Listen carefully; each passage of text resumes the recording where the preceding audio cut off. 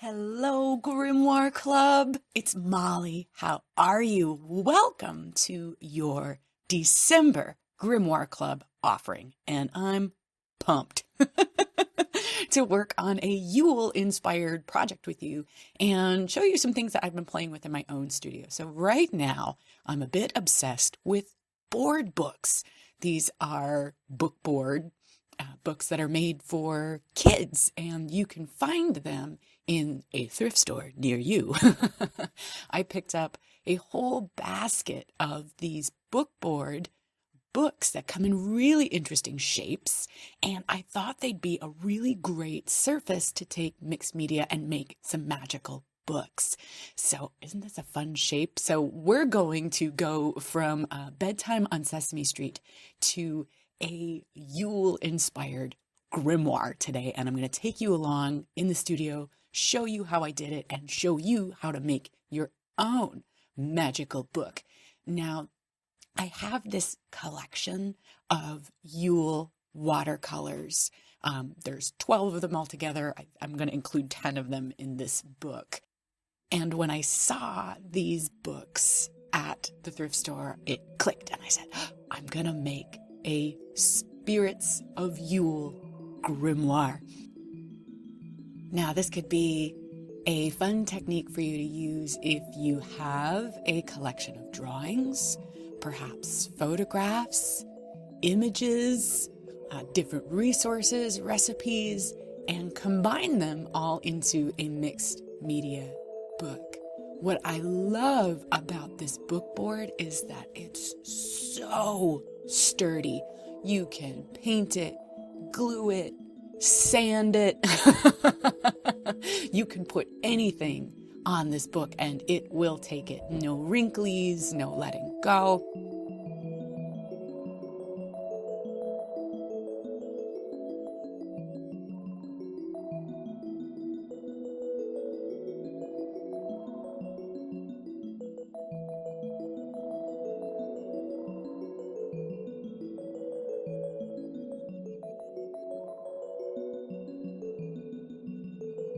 So after about a week and a truly magical mess,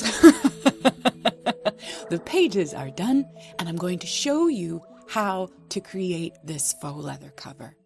So the first thing I'm going to do for my book is attach a ribbon closure. You don't have to do this, but I thought it would be kind of sumptuous to have this red velvet vintage ribbon as the closure, and I'm using an adhesive called Barge.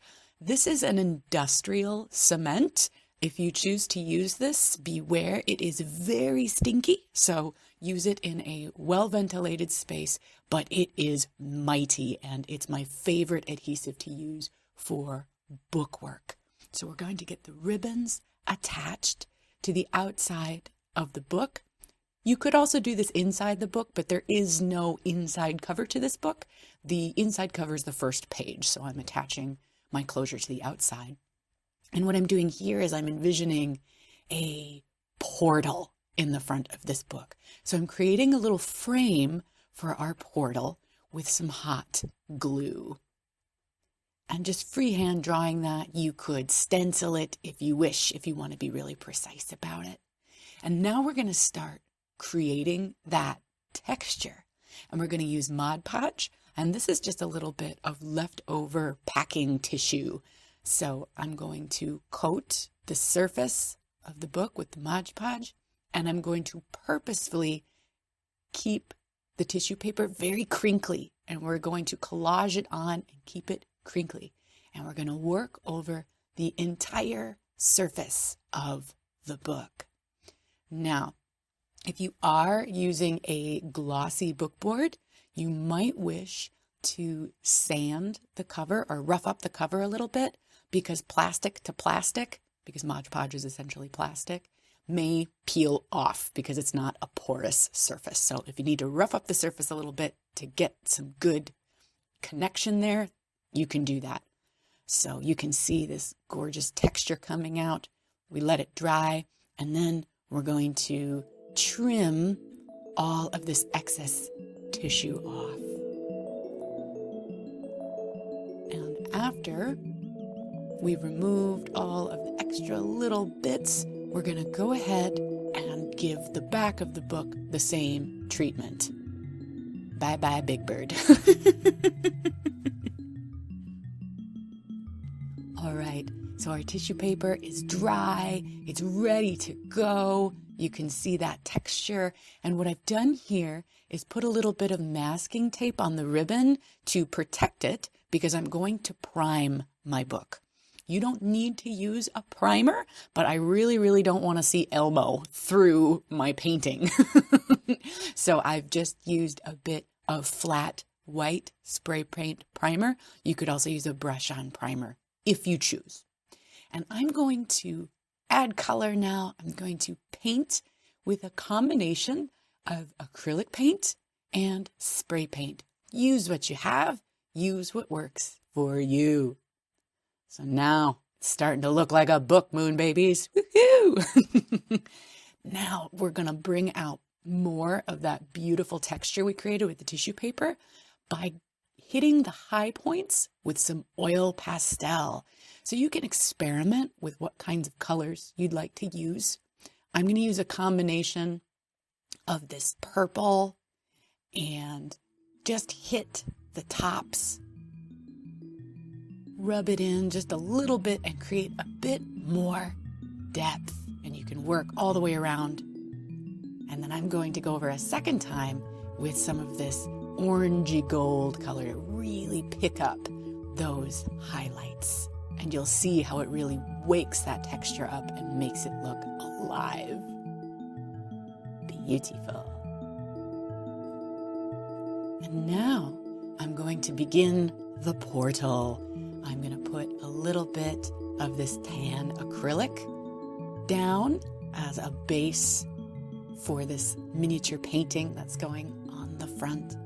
And what I'm doing here is working with acrylic wet on wet. I want this background to feel very dreamy, and I'm just going to play with it in layers until I feel that it is sufficiently numinous.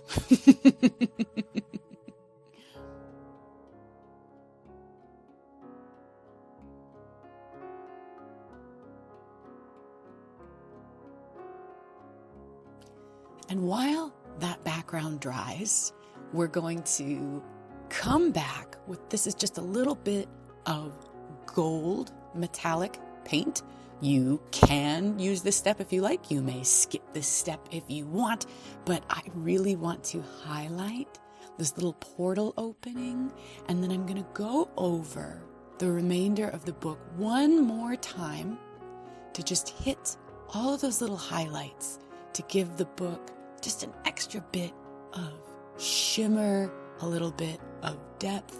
And I'm removing the excess paint here with a rag. So applying the paint with the brush and then rubbing the excess away with the rag. Just be sure to be gentle that you don't actually rub off the tissue paper that you spent all that time getting to look beautiful. So going into our background of our portal with a little bit of gold pen, and then we're just gonna wing it. We're gonna freehand a little spirit on the front. We're just gonna Bob Ross it. Yeah, just put a little spirit in there. It's fun to paint this way, to just go in and wing it without preliminary drawing. Sometimes the results are fun and surprising, and I think they have a lot of good energy in them.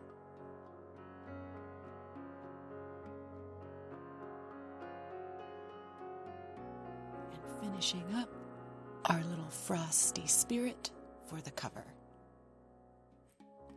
Now we're going to embellish our cover further. I want to get a bit cheeky here, and we're going to make a false binding for this book.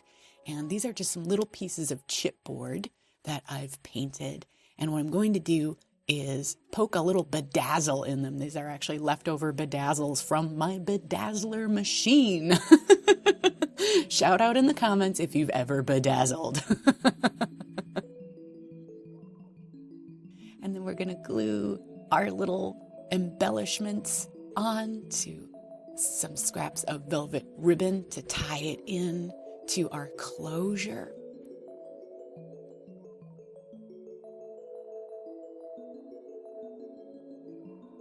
And one last little detail, I'd like to put a little embellishment on the closure. So I have some green ribbon here, another little piece of chipboard. We'll trim the excess and then we'll make it extra magical with a little bit of this correspondence wax.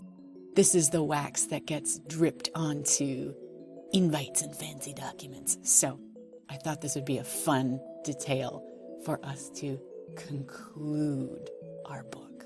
So we'll give it a little stamp.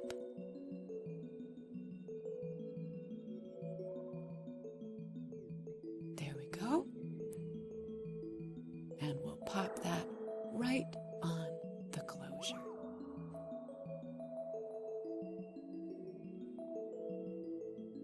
And now it's time to grab a cuppa, and I'll give you a little flip through. So here we have our completed book, our Spirits of Yule grimoire, and I'll open it up and give you a closer look inside.